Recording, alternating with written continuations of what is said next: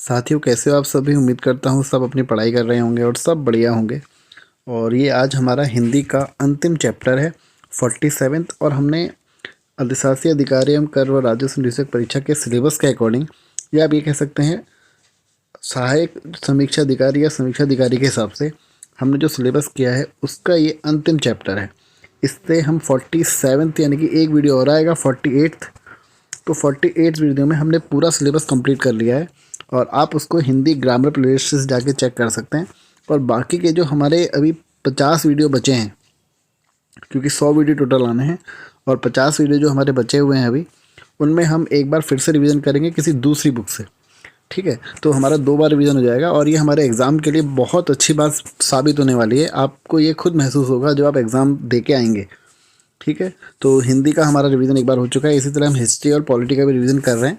History polity भी काफ़ी video upload हो चुके हैं, 25-30 वीडियो अपलोड हो चुके हैं। हम उनको एक बार जाके ज़रूर चेक करिए। तो आज हम फिलहाल करते हैं वाक्यों की अशुद्धि। और वीडियो में आगे बढ़ें, वीडियो को आप पहले लाइक कर दीजिए एक बार, और अगर चैनल पर पहली बार आए हैं तो चैनल को सब्सक्राइब करके जाइएगा। तो स्टार्ट करते हैं हम पहला क्वेश्चन। तो पहला क्वेश्चन हमारा, वाक्य की दृष्टि से कौन सा अशुद्ध हमसे पूछा गया है। तो वह दंड देने के योग्य है।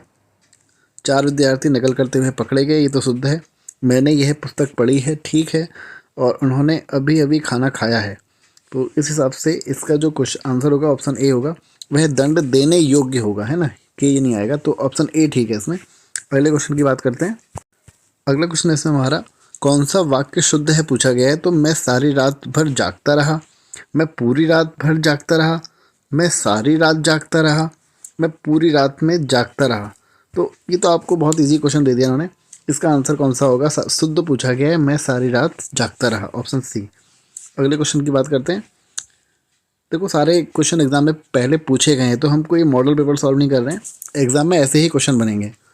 अगला क्वेश्चन है हमारा, कौन सा वाक्य शुद्ध पूछा गया है। यह व्यर्थ बात करने से कोई लाभ नहीं।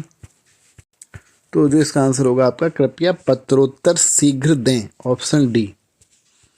अगला है, महान व्यक्तियों में भौतिक वस्तुओं के प्रति क्या पाई जाती है। तो निर्लिप्तता पाई जाती है, ऑप्शन ए। महान व्यक्तियों में भौतिक वस्तुएं यानी कि सुख सुविधा के प्रति। अगला है हमारा, कौन सा वाक्य शुद्ध है पूछा गया है। उसने मिष्टान खरीदा, भोजन बहुत गरिष्ठ था, पंत जी की पष्टपूर्ति पर रूपांबरा कृति भेंट में दी गई, आप तो अंतर ध्यान हो गए। तो जो इसका आंसर होगा आपका ऑप्शन ए होगा। ये शुद्ध है, बाकी अशुद्ध हैं। अगले क्वेश्चन की बात करें तो, अगर निम्नलिखित में से शुद्ध वाक्य चिन्हित करना है हमको। उसके प्राण निकल गए, ये शुद्ध ही लग रहा है। उसका प्राण निकल गया तो गलत हो गया। उसका प्राण पखेड़ू हो गया, ये भी गलत है। प्राण उसका खत्म हो गया, तो इसका ऑप्शन ए ही सही है यहाँ पर। अगला क्वेश्चन, मैंने बाजार से सामान खरीदा, शुद्ध है ये। उसने बाजार नहीं जाना है तो गलत ही है। हम तो आपको बता दिए थे, गलत है। और मुझे अपने गुरु के ऊपर श्रद्धा है, ये भी गलत है। तो ऑप्शन ए सही है इसका। अगला क्वेश्चन, इसमें पूछा गया है कौन सा वाक्य शुद्ध है। विद्या श्रेष्ठ धन होती है, नहीं। विद्या श्रेष्ठ धन होता है, यही सही है इसका। विद्या श्रेष्ठ धन मानी जाती है, नहीं। विद्या श्रेष्ठ धन नहीं होती, गलत है। ऑप्शन बी सही होना चाहिए। अगला क्वेश्चन है हमारा, निम्नलिखित में से शुद्ध वाक्य का हमको चयन करना है। गौतम ऋषि की पत्नी का नाम अहिल्या था। राजीव निरपराधी है। अंगद रावण संवाद पर प्रकाश डालिए। अग्नि प्रज्वलित हो रही है। ऑप्शन डी सही होना चाहिए इसमें आंसर इसका। देखो, डिटेल में हम तब पढ़ेंगे इसको जब हम पूरा चैप्टर पढ़ेंगे, है ना। अभी हम सिर्फ ऑप्शन एमसीक्यू सॉल्व कर रहे हैं, जिससे हमारा सिर्फ एक रिवीजन करना है और कुछ क्वेश्चन हमको याद कर लेना, भाई इसका आंसर यहाँ पे ये बन रहा है ना। उससे भी हमारा एग्जाम में काफ़ी काम बनेगा। अगला क्वेश्चन है हमारा, शेर को देखकर होश उड़ गया, ये तो गलती है, का शुद्ध रूप हमसे पूछा गया है। शेर को देखकर वह भयभीत हो गया, नहीं। होश उड़ने से संबंधित होगा कुछ। तो शेर को देखकर वह बेहोश हो गया, नहीं। होश उड़ने से होगा ना। शेर को देखकर उसका होश भागे, गलत। शेर को देखकर उसके होश उड़ गए, तो ये सही होगा, ऑप्शन डी। जिस तरीके से जो प्राण होंगे ना वो हमेशा निकलेंगे, यानी कि बहुवचन में यूज़ होगा वो, ये ध्यान देना। उसी तरह होश का भी होगा। अगला है हमारा, यहाँ गन्ने का ताज़ा रस बिकता है, ये शुद्ध है। यहाँ ताज़े गन्ने का रस बिकता है, नहीं। क्योंकि ताजे गन्ने का नहीं, गन्ना रस ताज़ा होना चाहिए। ताज़ा गन्ने का रस यहाँ बिकता है नहीं, ताज़ा गन्ने का रस यहाँ बिकता है, गलत। तो ऑप्शन ए सही है इसमें। इनमें से कौन सा वाक्य अशुद्ध है पूछा गया है। हर एक खिलाड़ी मैदान में पहुंच गए, यही अशुद्ध है।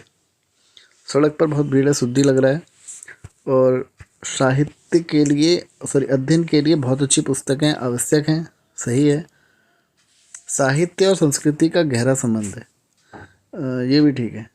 तो ये गलत है, इसमें अशुद्ध वाक्य पूछा गया है।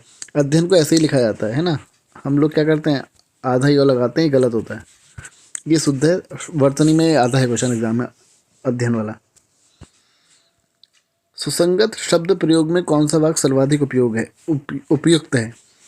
अब इसमें आपको देखो, सुसंगत शब्द यानी कि शब्दों का सही से प्रयोग होना चाहिए। अगर दुष्ट के साथ क्या सजा आती है, क्या अपराधी के साथ सजा आती है, अशिष्ट के साथ सजा आती है, इसमें से हमको पहचानना है। और ये आप तब कर पाएंगे इस टाइप के क्वेश्चन जब आपने चैप्टर थोड़ा अच्छे से पढ़ा होगा। दुष्ट को सजा मिलनी चाहिए, गलत। अपराधी को सजा मिलनी चाहिए, ये सही लग रहा है। अशिष्ट को सजा, गलत। शत्रु को सजा मिली, तो गलती हो गया। ऑप्शन बी सही होना चाहिए इसमें। अगला क्वेश्चन, गुरु आ रहा है, गलत। इज्जत देनी पड़ेगी आपको भी, गुरु को रिस्पेक्ट देना पड़ेंगे। गुरु आ रहे हैं, ये सही लग रहा है। गुरु आ रहे हैं, ये भी सही है। ये तो एक ही हैं दोनों, बी और सी। अच्छा सॉरी, इसमें जो रू है ना, ये रॉ में, इसमें बड़ी यू की मात्रा दे दी है, तो इसलिए गलत है ये वाला, ठीक है ना। ये वाला सही होगा, ऑप्शन सी सही होगा इसमें। गुरुजी आ रहे हैं, तो इसमें जो है हमारा ऑप्शन सी सही है। और ये वाला हमारा इसलिए गलत हो गया क्योंकि हमने यहाँ पे जी लगाने की जरूरत नहीं है, क्योंकि हमने यहाँ पे इनको वैसे ही रिस्पेक्ट दे दी है करके। अगला है हमारा, वह गरीब आदमी था। आदमी गरीब होना चाहिए, है ना, गलत लग रहा है। सही वाक्य पूछा गया, वह आदमी गरीब था। था भाई, ये तो गलती हो गया, था ये गलती हो गया। ऑप्शन बी सही होना चाहिए इसमें, वह आदमी गरीब था। बाघ और बकरी एक घाट पानी पीती हैं, तो इसमें जो होगा आपका, एक घाट पर होना चाहिए ना। बाघ बकरी एक घाट पर पानी पीती हैं, नहीं। बाघ और बकरी एक घाट पर पानी पीते हैं, सही है, क्योंकि बाघ और बकरी का हम इसी तरीके से यहाँ पर इसका यूज़ करेंगे, सहायक क्रिया का, है ना। और फिर है, बाघ और बकरी एक ही घाट पर पानी पीती हैं, ये तो गलती हो गया।